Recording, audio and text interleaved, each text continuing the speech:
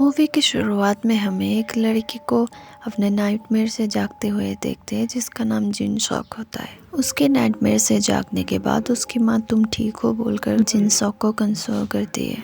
सामने से उसके पापा बोलते हैं कि लगता है हमारे बेटे ने नाइटमेयर देख लिया, और ऐसे ही बातचीत करते करते वो अपने नए घर जहाँ पे वो शिफ्ट हो रहे हैं वहाँ पहुँच जाते हैं।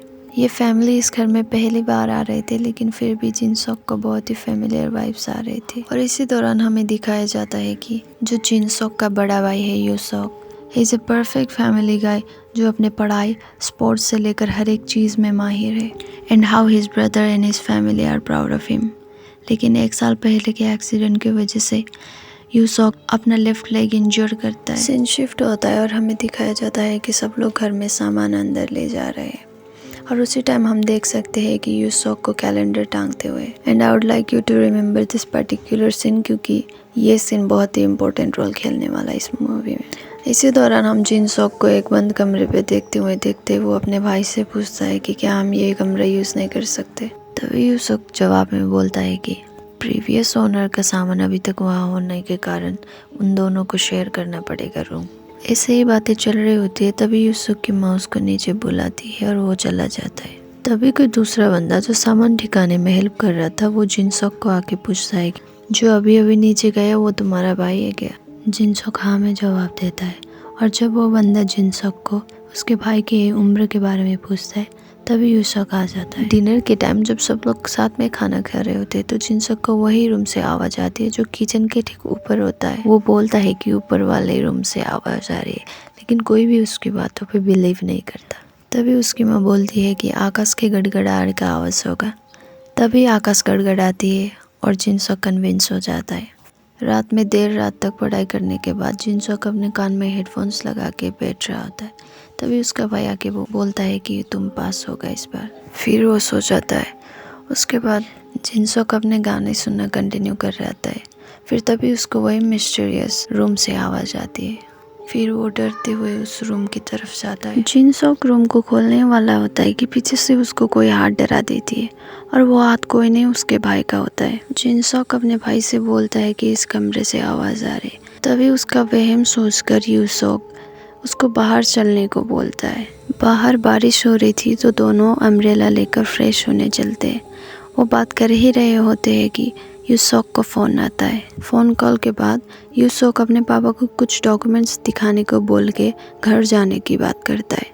जिनसॉक भी साथ में जाने को इंसिस्ट करता है, लेकिन थोड़ी ही देर में आने को बोलकर यूसुफ जिनसॉक को छोड़ के जाता है। वो जब अपने घर की तरफ जा रहा होता है तो कुछ लोग उसको रास्ते में अटैक करते।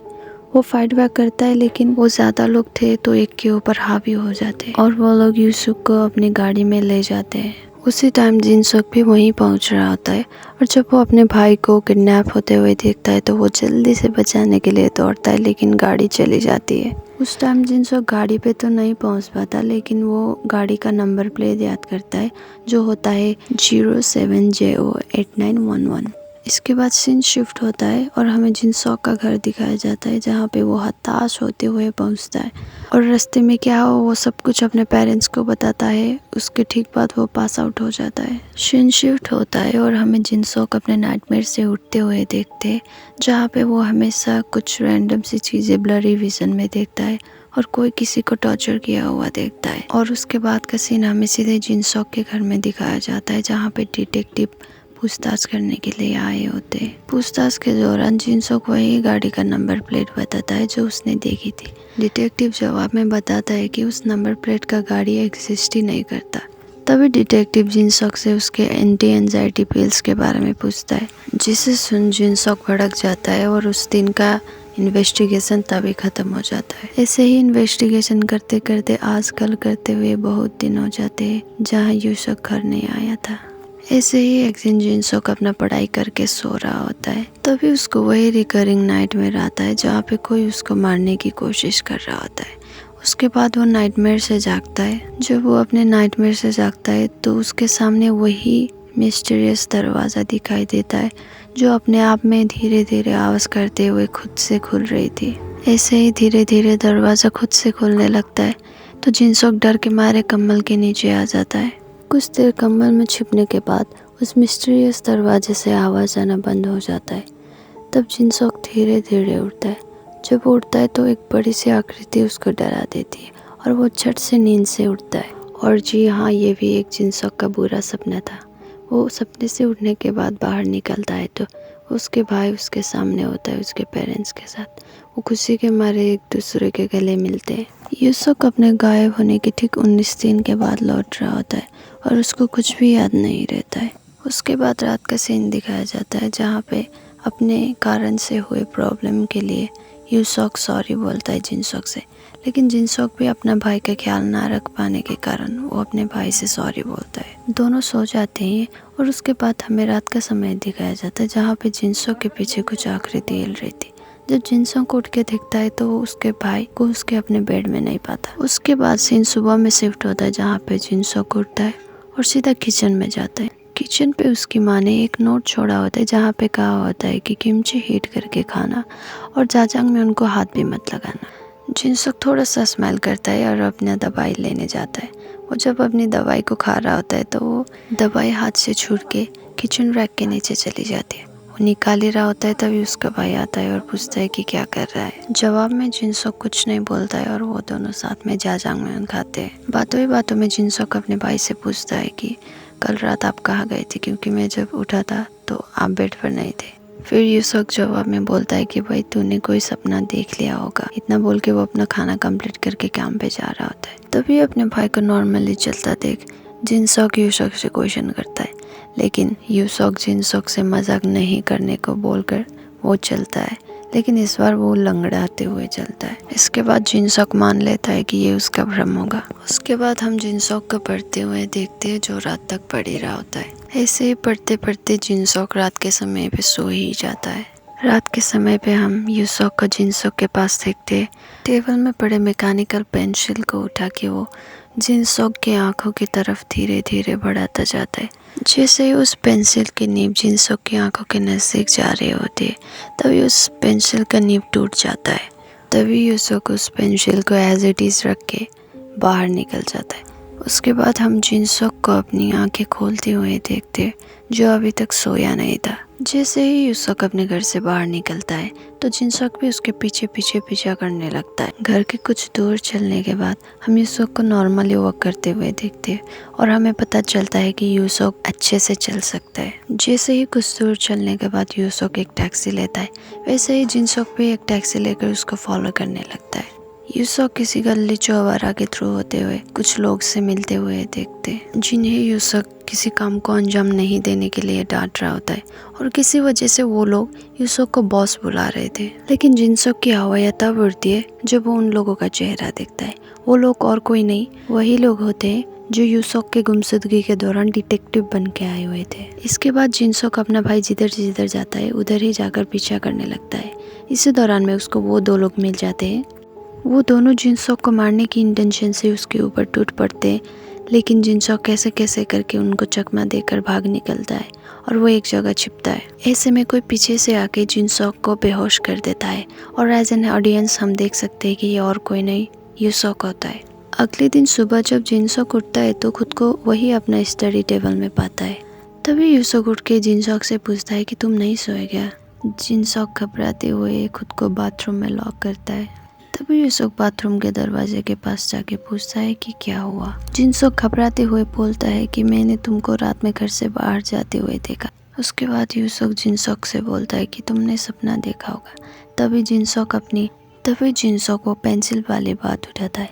कुछ देर माहौल शांत होता है तो जिनसोक अपनी सेफ्टी के लिए आयरन पाइप निकाल के बाहर निकलता है। वो निकल ही रहा होता है कि साइड में से यूसुक आके उसको रोक देता है और पूछता है कि क्या हुआ। जिनसोक अपने भाई के ऊपर चिल्लाते हुए बोलता है कि वो लोग कौन थे और उन लोगों ने मेरे साथ क्या किया। जवाब में यूसुक बोलता है कि ऐसा कुछ भी नहीं हुआ। पेंसिल की बात से लेकर वो दो लोगों का जिनसोक को पीछा करना, ये सब कुछ भी नहीं हुआ। वो फिर से जिनसोक से पूछता है कि तुमने दवाई ली। जिनसोक कल रात की बात सोचने लगता है और उसे रियलाइज होता है कि उसने दवाई ही नहीं ली। यूसुक जिनसोक को दवाई खिलाता है एंड देन वो अपने काम में चला जाता है। वो जब जा रहा होता है तो जिनसोक अपने भाई से सॉरी मांगता है उसको मिसअंडरस्टैंड करने के लिए। यूसुक अपने काम की तरफ जा रहा होता है तभी हम देखते हैं कि जिनसॉक उसको विंडो से देख रहा है। इसका मतलब ये है कि जिनसॉक को अभी भी कुछ फिशी लग रहा था। जिनसॉक जब अपने स्टडी टेबल पे जाता है तो वो वहाँ पे वही मैकेनिकल पेंसिल की नीव को पाता है जो टूटी हुई होती है। उधर हमें यूसॉक को दिखाया जाता है जिसको एक कॉल आती है और वो एकदम झट से नॉर्मल लोगों की तरह चलने लगता है। फिर से सीन जिनसॉक की तरफ शिफ्ट होता है जो अपने घर में ही निराश होकर कुछ सोच रहा था। तभी उसकी माँ आ जाती है। वो अपनी माँ को रात में कटे हुए सारी चीज़ें बोलता है और वो ये प्लान बनाते हैं कि वो रात तक रुकेंगे और जब यूसुफ बाहर निकल रहा होता है तभी वो अपने पापा को दिखाएंगे। सीन शिफ्ट होता है और हम जिनसुक को अपने बेड में पाते हैं। हमेशा की तरह वही मिस्टीरियस रूम वाले दरवाजे से आवाज़ आती है। इस बार जिनसुक खुद को होल्ड बैक नहीं कर पाता और वो बेसबॉल बैट लेके जाता है उस रूम की तरफ। रूम के अंदर जाते ही उसको बहुत सी वियर्ड सी चीज़ें दिखते हैं और वहाँ से बहुत वियर्ड सी वाइब आ रही होती है। रूम के और अंदर जाने के बाद जिनसॉक को यूसॉक का फांसी पे लटका हुआ लाश दिखता है। उसके बाद उसकी नींद खुलती है। इसके बाद जिनसॉक किचन में जाके पानी पीता है और वो जब अपने रूम लौट ही रहा होता है तो वो अपनी माँ को किसी से फ़ोन पे बात करते हुए सुन लेता है। जिनसॉक उस रूम के नज़दीक जाकर दरवाजे के बाहर से सुनता है और बातों से हमें ऐसे लग रहा था कि जैसे जिनसॉक की माँ यूसॉक से ही बात कर रही थी। बात करते समय उसको अपने रूम के बाहर किसी के होने का आहट महसूस होता है तो वो देखते हुए बाहर निकलती है। वो देखते हुए घर के बाहर दरवाजे तक जाती है जहाँ पे कोई नहीं होता है। लेकिन जब वो दरवाज़ा बंद करती है तो हमें दिखता है कि जिनसॉक दरवाजे के पीछे छिपा हुआ था।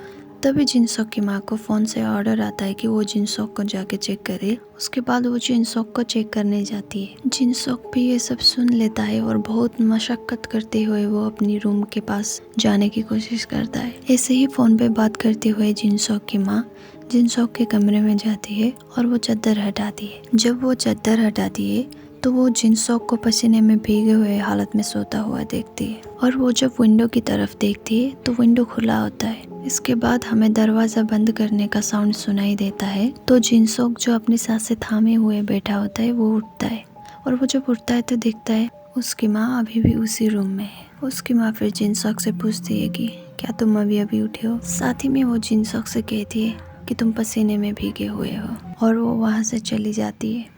वो अगेन फ़ोन में किसी से बात करती है जहाँ पे वो बोलती है कि मेरा भी भांडा फूट गया। ऐसे ही वो बात कर रही होती है और उसे कुछ सुनाई देता है और ये किसी और का ना होकर जिनसॉक का होता है जो अपने घर से भागने की कोशिश कर रहा है। वो निकल ही रहा होता है तभी उसके पापा आते हैं और उससे क्वेश्चन करते हैं कि तुम कहाँ जा रहे हो। जवाब में जिनसॉक अपने किसी दोस्त को मिलने की बात करता है और इसी टाइम उसकी माँ पीछे से पूछती है कि कौन दोस्त। इसी टाइम कोई तीसरा बंदा भी पीछे से आकर उन लोगों को ज्वाइन करता है। जिनसॉक के पापा फिर उसे बोलते हैं कि तुम कहीं नहीं जा सकते। तीनों लोग उसकी तरफ अप्रोच करते हैं लेकिन जिनसॉक उसके पापा को पुश करके भाग निकलता है। वो कैसे न कैसे करके तीनों लोगों को चकमा देकर भाग निकलता है। इसी दौरान उसको पेट्रोलिंग पर निकले हुए पुलिस मिलते हैं और वो उनसे हेल्प मांगता है। जिनसॉक को वो पुलिस वाले पुलिस स्टेशन ले जाते हैं और उससे पूछताछ करते हैं जहाँ उन लोगों को ये पता चलता है जिनसॉक को कुछ लोग कन्फाइनमेंट में रखे हुए हैं जो जिनसॉक को लगता था कि उसके फैमिली है। दूसरा ऑफिसर जिनसॉक की डिटेल्स निकाल कर उससे पूछता है उसके सिक्योरिटी नंबर के बारे में तो जिनसॉक हाँ में जवाब देता है। फिर वो ऑफिसर जिनसॉक से क्वेश्चन करता है कि अगर आप 1977 में जन्मे हैं तो आप 41 वर्ष के हो गए। ये बात सुन के जिनसॉक शॉक्ड हो जाता है और बोलता है कि आई एम जस्ट 21। ऑफिसर फिर जिनसॉक से क्रॉस क्वेश्चन करता है कि आप इस साल में कैसे 21 हो सकते हैं। पुलिस स्टेशन में हुए सारे लोग जिनसॉक के ऊपर हंसते हैं। तभी वही पुलिस ऑफिसर उसे एक कैलेंडर देखने को बोलता है और हमें इस मूवी का सबसे बड़ा ट्विस्ट पता चलता है कि it's the year 2017 and not 1997। और तभी मैंने उस सीन में गौर करने को बोला था जिस सीन में यूसुफ कैलेंडर को टांगता है जहाँ पे ईयर 1997 हुआ होता है। जिनसॉक के इस हालत पर कुछ टीनेजर्स उसकी वीडियो बनाने लगता है।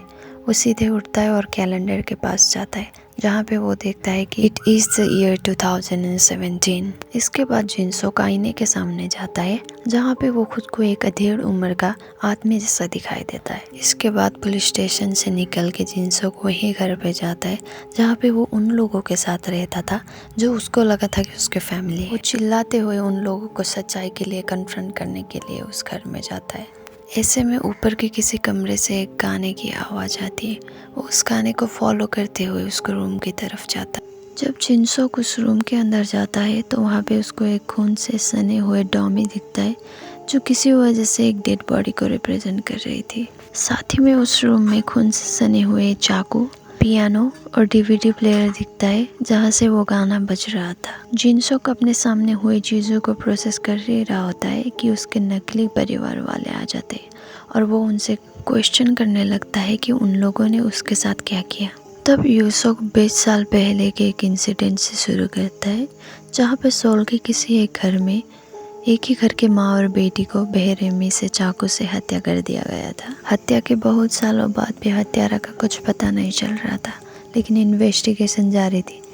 लेकिन धीरे धीरे करके वो केस भी कोल्ड केस बन गया और विक्टिम के परिवार वाले जस्टिस से दूर जा रहे थे। इन्हीं सब के दौरान फाइनली उन लोगों को हत्यारा मिल जाता है, जो और कोई नहीं, हमें जिनसोक दिखाया जाता है। यूसुक और बताता है कि कड़ी पूछताछ और टॉर्चर के बाद भी अपराधी ने अपना जुर्म कबूल नहीं किया। इतना मशक्कत करने के बाद भी जब अपराधी ने जुर्म कबूल नहीं किया तो वो मेंटलिज्म और हिप्नोसिस का सहायता लेते हैं। इसी काम को अंजाम देने के लिए वो मेंटल एक्सपर्ट पार्क सोंगडे को हायर करते हैं, जो हमें अभी तक मूवी में जिनसोक का पिता के रूप में दिखाया गया था। लेकिन अब से हम इस कैरेक्टर को पार्क कह के बुलाएंगे। जिनसोक को एग्जामिन करने के बाद पार्क ये बोलते हैं कि जिनसोक के लाइफ में ऐसा ही कुछ ट्रॉमेटिक घटना घटा है कि जिनसोक खुद ने अपने दिमाग से सारी मेमोरीज को ब्लॉक किया है, जिसे डिसोसिएटिव एमनेशिया बोलते हैं। सिंस जिनसोक ने अपने मेमोरीज ब्लॉक करके अपनी सारी पुरानी यादें भूल चुका होता है,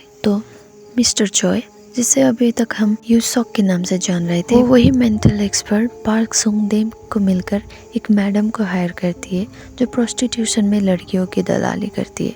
उनसे मिलकर जिनसोक की उस यादों में जाने की कोशिश कर रहे थे जो जिनसोक कब का भूल चुका था। वो लोग जिनसोक को हिप्नोटाइज करके उसकी वो यादों में जाने लगते जो उसकी लाइफ की सबसे बड़ी खुशी के दिन था। दरअसल मिस्टर चॉय, डॉक्टर पार्क और वो मैडम मिलके जिनसोक को वही 20 साल पुराने वाला इंसिडेंट को जिनसोक को याद दिला के वो उस मर्डर की सच्चाई के बारे में जानना चाहते थे, और वो जिनसोक को हिप्नोटाइज करके उसकी रियल फैमिली की तरह ट्रीट करने लगते। और हमें वही चीज़ें दिखाया जाता है जो अभी तक मूवी में हुआ, कि कैसे वो लोग नए घर में शिफ्ट हुए और नकली यूसुक यानी चॉय का किडनैप होना, जो कि फ्रॉड के केस में 19 दिन तक जेल के अंदर रहा था। इसी वजह से उन लोगों को एक परफेक्ट प्लान नहीं बन पाया और वो सब कैंसिल करना पड़ा। सीन अगेन प्रेजेंट टाइम पे शिफ्ट होता है और हम गाड़ी में चॉय और जिनसोक को देखते हैं। जिनसोक खुद को बेगुनाह बताता है और चलती हुई गाड़ी से निकल के भागता है। यह देख के चॉय भी उसको पीछा करने लगता है और इसी चेजिंग के दौरान चॉय का कार एक ट्री में जाके क्रैश हो जाता है। एक्सीडेंट के बाद चॉय का सर पे चोट लगता है और वो बेहोश हो जाता है। यह देख जिनसोक उसके नज़दीक जाता है और उसे बस देख के फिर अपने रास्ते निकलने लगता है। वो जा ही रहा होता है कि उसको दूसरी गाड़ी आके ठोक देती है। उस गाड़ी का ड्राइवर आके एम्बुलेंस को फ़ोन करता है और जिनसोक को हॉस्पिटल में भर्ती किया जाता है। इसी दौरान जिनसोक अपने पास्ट और अपने मेमोरीज को याद करने लगता है। हमें 1997 का पास्ट दिखाया जाता है, जहाँ पे जिनसोक अपने फैमिली के साथ कहीं पे जा रहा होता है। ऐसे में कोई दूसरी गाड़ी आके जिनसोक की गाड़ी को ठोक देता है। हमें 6 महीने बाद का समय दिखाया जाता है, जहाँ पे साउथ कोरिया के प्रेसिडेंट अभी हो रहे फाइनेंशियल क्राइसिस के बारे में भाषण दे रहे होते हैं, and how everybody is struggling financially. और हमें ये भी पता चलता है कि कैसे 6 महीने पहले के एक्सीडेंट में जिनसोक ने अपने माता पिता को खो दिया और उसके भाई, जो अभी हॉस्पिटल में एडमिट है, वो अपने भाई के उपचार के लिए बहुत सारी कोशिशें करता है, लेकिन उसको कहीं से भी हेल्प या काम नहीं मिलती। तभी डॉक्टर से भी यह बोला जाता है कि जल्दी उपचार नहीं किया तो उसके भाई की जान भी जा सकती है। ऐसे ही वो अपने कंप्यूटर में जब की तलाशी करते रहता है, तभी वहाँ से एक बंदे से उसको मैसेज आता है। उस बंदे से जिनसोक को एक इंसान को मारने के बदले पैसों की ऑफर करी जाती है। ये सुन के जिनसोक डर जाता है, लेकिन मरता क्या ना करता, वो उस ऑफर को एक्सेप्ट कर लेता है। जिनसोक को एक घर में जाके एक औरत को मारने का सुपारी मिलता है, जहाँ पे उस घर पे रहे 2 बच्चों को छोड़ने को बोला जाता है। उसी प्लान के अनुरूप जिनसोक उस घर में दाखिला लेता है और एक हाथ में चाकू लेके वो रूम का दरवाज़ा धीरे से खोलता है। जब वो रूम खोलता है तो देखता है एक औरत एक बच्चे के साथ सो रही होती है। ये देख के जिनसोक के मन में ममता जागती है और वो ना मारने को सोचकर रिटर्न कर ही रहा होता है। तभी वो औरत उठ के उस रूम से बाहर निकलती है। वो जब एक अनजान इंसान को देखती है तो वो चीखने लगती है। जिनसोक उस औरत को चुप रहने को बोलकर अपने रास्ते लग ही रहा होता है। तभी उस घर की बड़ी बेटी आकर चिल्लाने लगती है। ये देख जिनसोक उस लड़की को चुप कराने आगे बढ़ता है। तभी उसकी माँ उसको पीछे से ग्रैब कर लेती है। जिनसोक उस औरत को धक्का देके उस लड़की की तरफ आगे बढ़ता है। डर के मारे वो लड़की भाग के दरवाज़ा बंद करने लगती है। जिनसोक भी बाहर से दरवाज़ा खोलने की कोशिश करता है और इसी दौरान में जिनसोक जब जोर से धक्का लगाता है तो वो दोनों जाके फ्लोर पर गिरते हैं। और इसी दौरान जाने अनजाने में जिनसोक उस लड़की को स्टैप कर देता है और वो उठ के रोते हुए उससे माफ़ी मांगता है। और ये सारी चीज़ें हो ही रही होती है तभी उस लड़की की माँ आके पीछे से चिल्लाती है। जिनसोक अगेन उस औरत की तरफ आगे बढ़ के उसको पुश करते हुए चुप रहने को बोलता है, लेकिन इसी दौरान में वो उसको भी स्टैप कर देता है। ये सब होने के बाद जिनसोक अपने रास्ते लगे रहा होता है कि उसको उसी घर के वो छोटा बच्चा जो उस औरत के साथ सो रही थी वो उठ के पूछता है कि मेरी बहन और माँ किधर है। जिनसोक फिर उस बच्चे को 1 से 100 तक 10 बार गिनने को बोलता है और तभी तुम्हारी माँ और दीदी वापस आएगी बोल के वो निकलता है। वो मासूम सा बच्चा जो जिनसोक बोलता है वही करने लगता है। घर से बाहर निकलते वक्त जिनसोक की आंख एक फैमिली फोटो पे पड़ती है जिससे पता चलता है कि ये उसी डॉक्टर का घर है। और फ्लैशबैक में भी हमें दिखाया जाता है कि जिसने सुपारी दिया था वो और कोई नहीं वही डॉक्टर है। सीन शिफ्ट होके हमें फिर से वही डॉक्टर पे दिखाया जाता है कि जिसको उसका बेटा अपनी मरे हुए माँ और दीदी के लाश के सामने से रोते हुए सब कुछ बताता है। पीछे से जिनसोक आता है और वो रोते हुए डॉक्टर से क्वेश्चन करने लगता है कि क्यों। और डॉक्टर कहने लगता है कि कैसे उसने अपने बच्चों के लिए उसकी बीवी को कुर्बान कर दिया और कैसे उसकी बीवी के मरने के बाद उसके इंश्योरेंस के पैसे से वो अपने बच्चों को एक अच्छी लाइफ देने का सोच रहा था। लेकिन अपनी बेटी और बीवी दोनों खोने के बाद डॉक्टर गुस्से में आके जिनसोक को पुश करते हुए बिल्डिंग के एज तक ले जाता है, लेकिन किसी वजह से स्लिप होके वो नीचे गिरता है, लेकिन जिनसोक उसके हाथ पकड़ लेता है।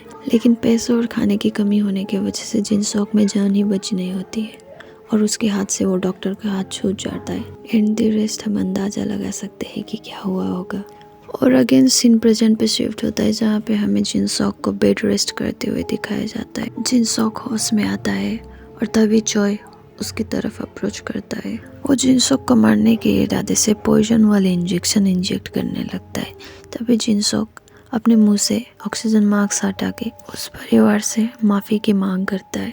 तभी चॉय उसे पूछने लगता है कि तुमने खुद से किया या तुमने किसी के कहने पर किया। चॉय फिर से जिनसोक से पूछने लगता है कि क्या उस इंसान ने अपने पत्नी के इंश्योरेंस के पैसों के लिए ये किया। और चॉय रिवील करता है कि वो छोटा बच्चा जिसको जिनसोक ने ऐसे ही छोड़ दिया था वो वही लड़का है। वो साथ में अपना आंसर पूछते रहता है जिनसोक से, लेकिन जिनसोक सारा ब्लेम अपने ऊपर ले लेता है। जिनसोक की गिड़गिड़ाहट और उसका रिग्रेट देख के चॉय अपना आंसर पा लेता है और वो सीधे जाके एक खिड़की से छलांग लगा के खुद को भगवान के हवाले कर देता है। वैसे ही उधर जिनसोक भी वही सिरिंज खुद पे लगा के वो भी अपना देह त्याग कर देता है। और ऐसे ही वो इस ऑल दिस सफरिंग सरो और अपने अपनों को बचा ना पाने के रिग्रेट में वो दोनों ही मर जाते हैं। और इसी के साथ ये मूवी एंड होती है। So this was the explanation of the movie Forgotten. This movie was written and directed by Jang Hangjun और इसकी rating according to IMDb is 7.4 out of 10. At the end, if you like the video, please like and drop a comment and please subscribe. Bye bye.